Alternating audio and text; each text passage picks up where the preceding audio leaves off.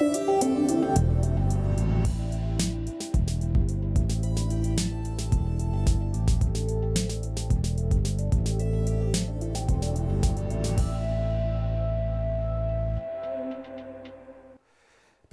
y bienvenidas a Enclave Política. Honduras vivirá los próximos años un nuevo momento político con una presidenta como Xiomara Castro que no la tendrá fácil, pues tras 12 años de neoliberalismo duro y crudo, ese país centroamericano atraviesa por difíciles circunstancias económicas y sobre todo sociales. No hay que dejar de lado el modo en que se ha tratado Estados Unidos a ese país, es decir, cómo lo ha tratado Estados Unidos a Honduras, casi como una base de operaciones y como un territorio a su disposición para supuestamente combatir el narcotráfico. 12 años le ha costado al pueblo hondureño además retomar un sendero del progresismo y otro modo de conducir el Estado. Y no hay que olvidar que para acabar con la presidencia de Zelaya se acudió al lawfare y al secuestro, que no dudo, algunos imaginarán incluso que en su momento lo podrán hacer con la presidenta electa. De esto queremos conversar con un estimado amigo y analista político, Matías Bosch. Bienvenido, Matías, qué gusto tenerte por acá. ¿Cómo evalúas, cómo sientes este triunfo de Xiomara Castro? ¿Hasta dónde esto implica efectivamente un mensaje de aliento para el progresismo latinoamericano y continental? Hola Orlando, muchas gracias. Saludos a toda la audiencia y a Telesur, un gran placer. Mira, yo creo que es una tremenda noticia que hay que además regionalizarla. Esto está ocurriendo en Honduras, eh, en Centroamérica y el Caribe. Y yo creo que ahí hay que ver las condiciones políticas en las que se vive desde más de un siglo. Recordemos que es la región de las conocidas repúblicas bananeras, donde históricamente las grandes transnacionales, fundamentalmente norteamericanas, y los grandes intereses foráneos han dominado y han controlado las decisiones, han tenido cooptados, sobornados, chantajeados a los representantes políticos. Hay que ver nada más lo que pasa en Haití y darse cuenta que lo que significó Honduras, el golpe de Estado a Zelaya, no es solo el golpe de Estado a Zelaya, sino que es una ruptura con esa tradición. Por eso el golpe de Estado. Y lo interesante es que lo que pasa con la victoria de Xiomara es que da un mensaje poderosísimo, es decir, tras 12 años de resistencia, tras 12 años de conducción política, de masacres, como dice Xiomara en su discurso, de mártires, es posible llegar con una alternativa política para seguir cambiando la historia de ese país y, repito, de la región. Así que en ese sentido es sumamente novedoso y además tremendamente esperanzador. Ya, y en función de eso, Matías, ¿en qué medida lo que se está viviendo este momento en Honduras también da cuenta de que efectivamente el modelo neoliberal en esa lógica centroamericana, es decir, de prácticamente ser unas colonias no declaradas, pero sí asumidas como tal, puede implicar también un desprestigio para el sentido que tiene el neoliberalismo en América Latina? Te pregunto esto porque parecería que incluso como en su momento algunos analistas, algunos escritores, estoy pensando en Mark Fisher, por ejemplo, han dicho que el neoliberalismo no es precisamente un modelo económico, sino una ideología, es un sistema, es un modo de pensar la vida. Fíjate, indiscutiblemente el golpe de Estado de 2009 es un golpe de Estado que quiere echar por tierra que la población tenga garantizada la matrícula gratis, que se aumente el salario mínimo, que se controle el negocio maderero, que se termine con el monopolio de los combustibles, que el país se integre en ese momento a ALBA, a Petrocaribe, a Sucre, al sistema único de compensación económica, y que, muy importante, recordémoslo, se pudiese consultar al pueblo por la constitución dejada por la dictadura militar y sus famosos artículos pétreos, sus artículos intocables, es decir, un Estado subyugado a los intereses privados, que no es solo, que no es el neoliberalismo en sentido puro, sino como tú bien decías, el neoliberalismo en su versión de esta tradición de las repúblicas bananeras, es decir, el Estado mínimo subyugado, pero con unas transnacionales capaces y con intereses foráneos directamente de Estados Unidos, no los agentes económicos en competencia tomando todas las decisiones. Frente a eso, ha habido una combinación muy interesante de una organización política que se ha ido construyendo. Recordemos que una de las grandes virtudes, lo decíamos en aquellos años, y aquí Zelaya no cuenta, los Zelaya no cuentan con partido político. El Partido Liberal, un partido que participa del golpe de Estado, tienen que construir una fuerza alternativa.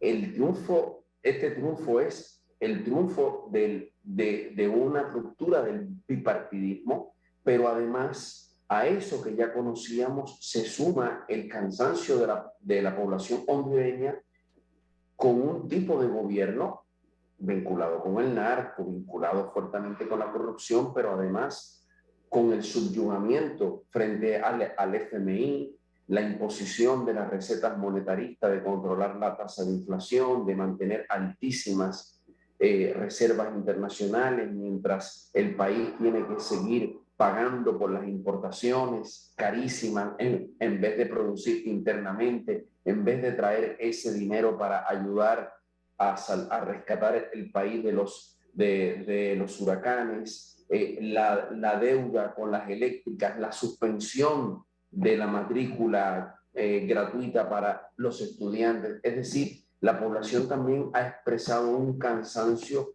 con una gestión económica muy exitosa para el FMI, pero profundamente desastrosa para los intereses nacionales y para las condiciones de vida de un país que está en más de un 80% en la pobreza.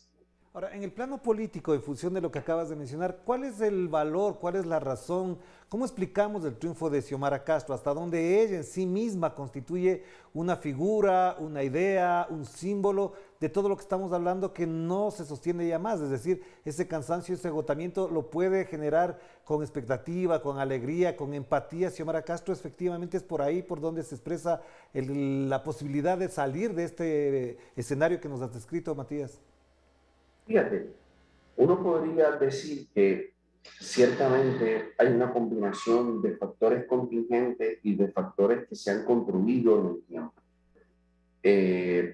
Es cierto que la población hondureña fue, bueno, y de hecho, Xiomara gana en una alianza opositora, se llama, en una coalición de organizaciones y de figuras políticas, Salvador Narrala y otras figuras. Es cierto que ahí se ha configurado una alianza que capitaliza, que ya en 2017 había logrado una victoria electoral que es arrebatada con el fraude. Es decir, durante 8 años los gobiernos del Partido Nacional se han impuesto con fraude, con sentencias que le permitieron la reelección a Juan Orlando Hernández mientras justificaron el golpe de Estado diciendo que Manuel Zelaya quería buscar la reelección. Eh, el hartazgo frente a esos gobiernos se viene dando desde hace mucho tiempo por sus altos niveles de corrupción, sus altos niveles de compromiso con el narcotráfico, la vinculación familiar del presidente Juan Orlando Hernández es sintomática de esto, y con esta debacle de la pérdida continua de derechos de la población y con la pérdida continua de los niveles de calidad de vida y de valoración que había obtenido durante el gobierno de Zelaya, que por eso el gobierno de Zelaya es un punto de quiebre. Pero al mismo tiempo hay que destacar estos 12 años. Estos 12 años no han pasado en vano. No es una población que se cansó, que se aburrió. Es verdad que el lema de Seban capitaliza ese atajo, logra unificar diferentes sensibilidades y temperaturas de la población, pero Fueron 12 años de construcción de un partido, primero de un frente de resistencia, después de un regreso de exilio, de destierro, de asilo, de construcción del Partido Libertad y Refundación y de retomar, y Xiomara lo dice en su discurso. Recordemos cuando Manuel Zelaya, después de golpe, en varias entrevistas habla de cómo hay un Estado al servicio de la oligarquía hondureña, que está aupada por políticos corruptos y entreguistas, por los intereses norteamericanos, por militares completamente corrompidos y serviles, pero que es un Estado que no quiere consultar al pueblo, que no quiere que los intereses del pueblo tengan ningún nivel de participación. Y vemos un discurso este domingo de Xiomara Castro que dice democracia participativa, y lo dice 2 veces. Y tenemos que construir la democracia participativa donde el pueblo pueda participar de las decisiones en el nivel municipal, en el nivel congresional y en el nivel de las decisiones del poder ejecutivo. Es decir, esa resistencia hasta con mártires, lo repito, es una resistencia que ha ido desde antes del golpe a Zelaya en la construcción de un nuevo orden político que deje atrás el modelo heredado de la Constitución del 82, de las dictaduras y de la república oligárquica, que, como les digo, con eso más es un punto de quiebre la gestión de Zelaya, y aquí hay una manifestación de un proyecto que nunca se abandonó, y ese es un mensaje muy poderoso para todos nuestros pueblos. Claro que sí. Hagamos la primera pausa porque, Matías, me interesaría ampliar y amplificar la reflexión alrededor del impacto que tiene no solamente para América Latina, sino también para los propios hondureños en 2 sentidos. ¿Cuáles son los desafíos y, sobre todo, cuáles son los riesgos que corre una presidencia de la naturaleza de Xiomara Castro? Porque si, por ejemplo, habría sido ella involucrada o su familia en narcotráfico, como es Juan Orlando Hernández, ya le habrían hace rato secuestrado, como hicieron con el propio Manuel Zelaya. Hagamos la pausa y enseguida volvemos para seguir analizando el escenario político nuevo que se abre con la elección, ya con el triunfo de Xiomara Castro en Honduras. Vamos a la pausa.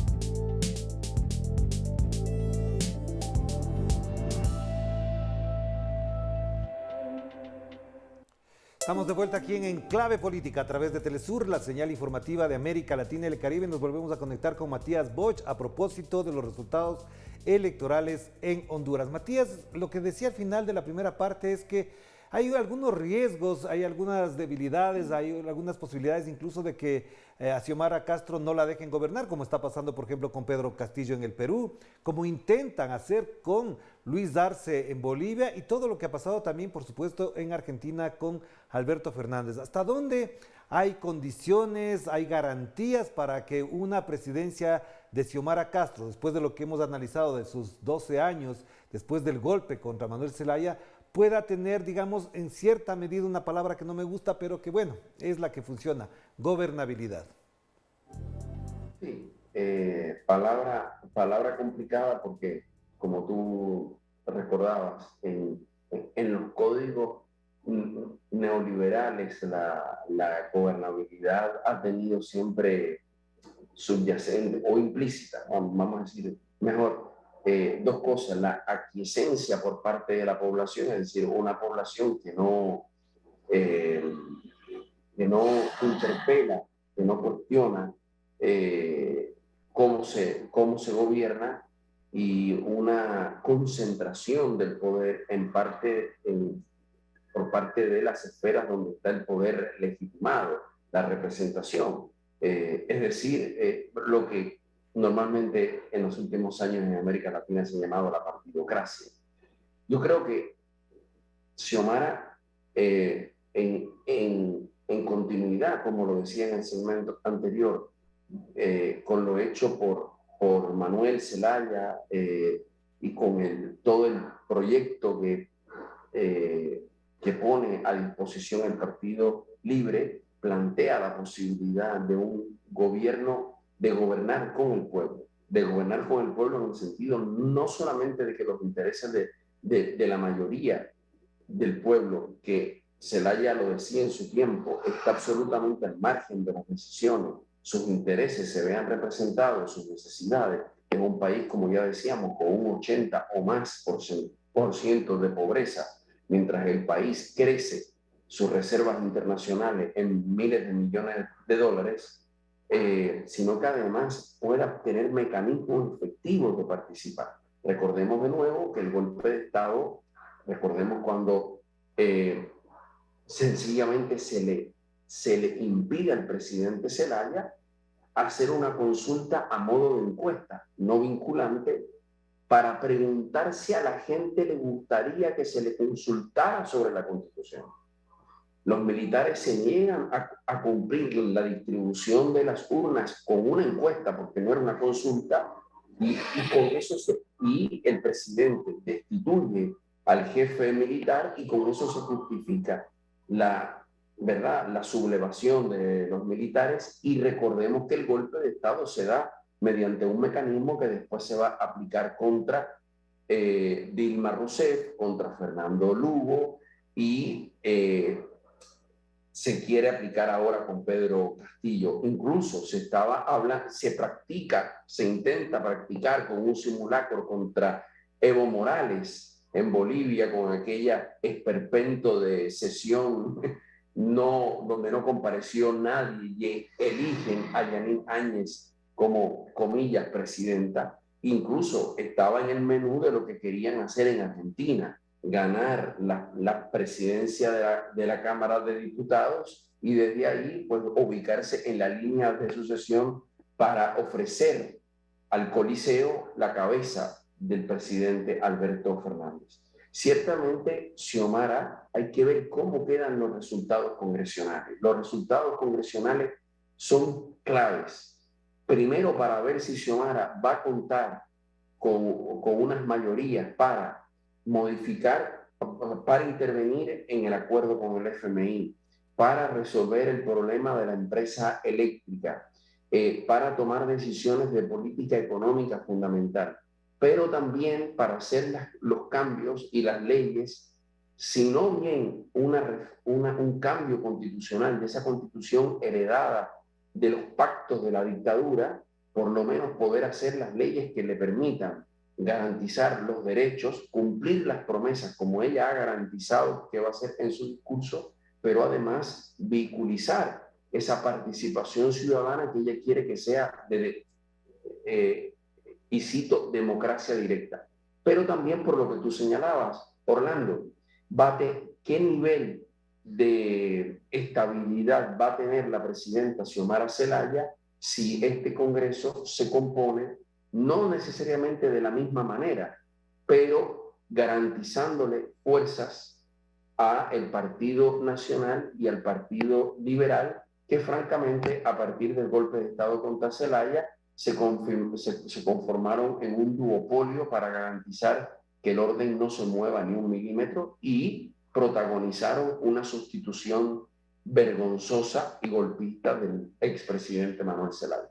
Claro, Matías, efectivamente ahí hay un elemento clave, ¿no? Cómo se va a conformar, digamos, este bloque de apoyo, de oposición al gobierno de Xiomara Castro, pero un 53,6% más o menos, según lo que vaya evolucionando el conteo oficial ya, le da una base suficiente como, por ejemplo, para plantearse cambios sustanciales, para plantearse desafíos trascendentales, estructurales en la economía y en la sociedad hondureña. ¿Crees que eso es una base suficiente o todavía, más allá de los resultados, hay una fragilidad en la composición política que puede estar determinada incluso por agentes extranjeros como son, por ejemplo, Estados Unidos?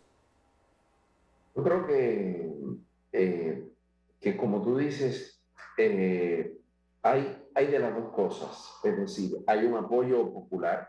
Recordemos que estas son las elecciones más concurridas de la historia de Honduras, un 68% de participación, casi un 70%, y con mucha participación de la juventud y un apoyo mayoritario Nunca antes nadie que se hubiese postulado a la presidencia ha reunido tal caudal de votos. Eso es un capital tremendo. Pero también recordemos que Xiomara, además de que están por ver los resultados de la elección congresional, falta por ver cómo se termina configurando en la dinámica diaria esta alianza que tiene como delegados a Salvador Narrala y a Doris, cómo se termina configurando esto en la toma de decisiones cotidianas. ¿Qué limitaciones también le pone a Xiomara la alianza en el Ejecutivo mismo? Fíjate que Salvador Narrala habla, y esa frase no es casual. Él fue el candidato en 2017, recordémoslo. Él no es del Partido Libre, él no viene de esa tradición, él no viene de ese proyecto político, y él habla muy claramente en clave europea, gobierno de coalición. Lo dice inmediatamente termina el discurso de Xiomara Zelaya. Cuando él toma la palabra, estábamos viendo la transmisión de Telesur precisamente.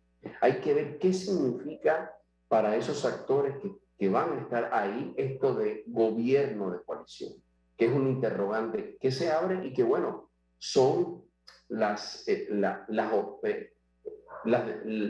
lógicas con las que tuvo que armarse esta alianza opositora para poder sumar la mayor cantidad de votos para derrotar a un partido nacional que, aunque está muy debilitado en su reputación, en su prestigio, estas operaciones realmente delictuales de Juan Hernández le añadieron a la indignación por el golpe de Estado una indignación en otras capas sociales y en otros ámbitos. Y hay que leer los mensajes de Estados Unidos. A mí me parecen interesantes dos cosas.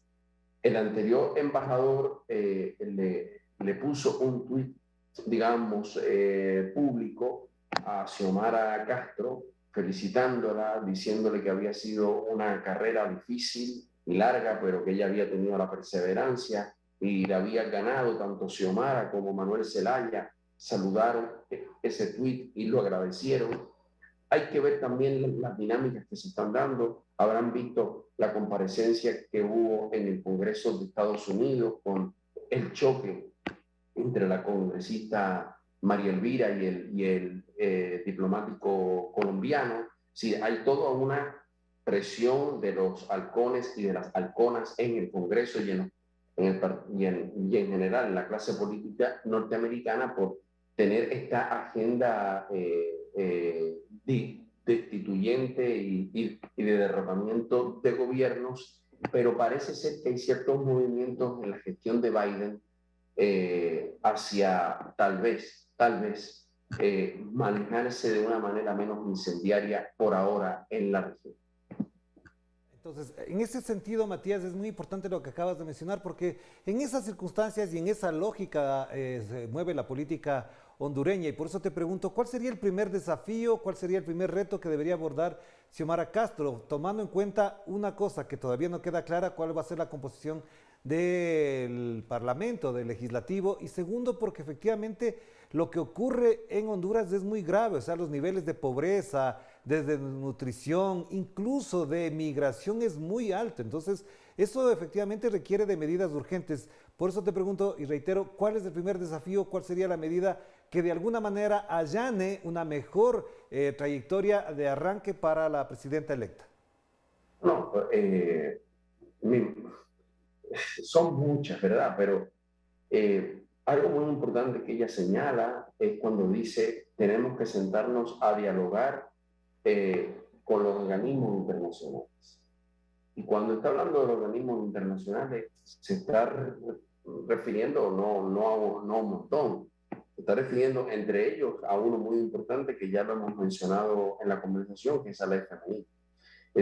Honduras no puede seguir maniatado a tener la población en los niveles de pobreza que tiene y que el FMI lo siga obligando con este acuerdo stand-by como hace con otros países, pero en el caso de Honduras, sus consecuencias son escandalosas, con un acuerdo stand-by donde la política económica tiene que ser mantener la inflación baja, mantener el déficit lo más bajo posible, claro, privatizando todo lo que haya que privatizar para que el Estado no tenga que gastar, por ejemplo, en la empresa eléctrica, en la generación y en la distribución, y permanentemente aumentando las reservas internacionales. Un país como Honduras, con esos niveles de pobreza, con las consecuencias de 2 huracanes, con la consecuencia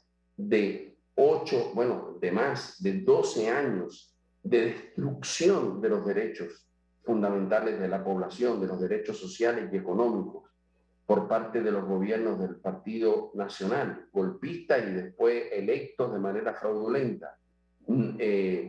Con la pandemia no puede seguir sin hacer política económica, sin poder tener soberanía para poder decidir cómo vehiculizar el gasto público y cómo hacer política monetaria que le permita al país dinamizar, crear empleo, dinamizar las exportaciones, por lo menos a nivel regional, en una realidad que ya por la pandemia está muy limitada para todos los países, y más para una economía pequeña como es la hondureña. Así que yo creo que esa es una de las tareas urgentes y por algo ella lo señaló explícitamente, sentarse a conversar con los organismos internacionales. Gracias, Matías. Importante lo que acabas de mencionar. Un abrazo a la distancia, que estés muy bien. Un abrazo, muchas gracias. Siempre que la orden. Gracias a Matías Bosch, importante lo que acaba de reflexionar con nosotros y sobre todo para seguir en el análisis y en el enfoque de lo que implica este triunfo de Xiomara Castro en Honduras. De esto seguiremos hablando y por supuesto pendientes de cómo evoluciona incluso el conteo para saber cómo se compone y de qué naturaleza será la composición legislativa en ese país. Nos despedimos, cuídense mucho. Chao, chao.